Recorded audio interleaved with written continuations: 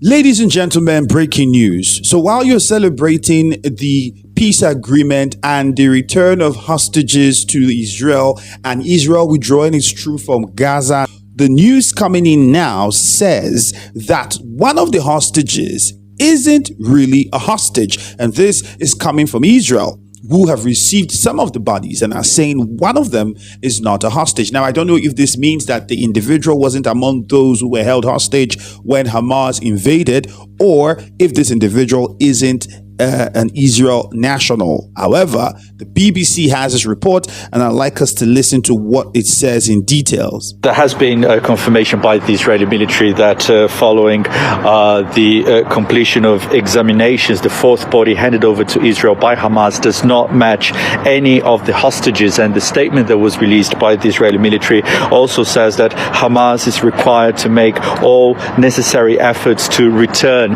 the deceased hostages. So this means that 7 bodies have been returned as part of this deal.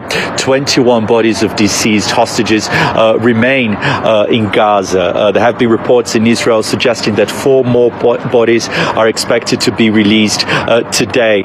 Okay, so you heard it there. 4 more bodies. At the time you're watching this video, those bodies could have been released. But the big question now is that one body that is said not to be a hostage. Why?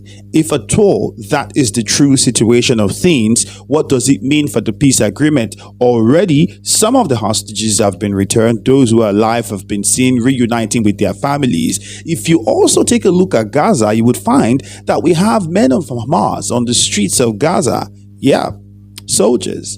Hamas soldiers on the streets of Gaza, and they say that they are there to only ensure law and order. There've also been killings by Hamas in Gaza, and the reports also say that some of those killings were actually individuals that were seen as betrayals. Well, the big question remains. Yes, there's a peace resolution. Yes, it seems though everyone is on the same page, but are we really sure that things will get back to normal anytime soon? That is the big question.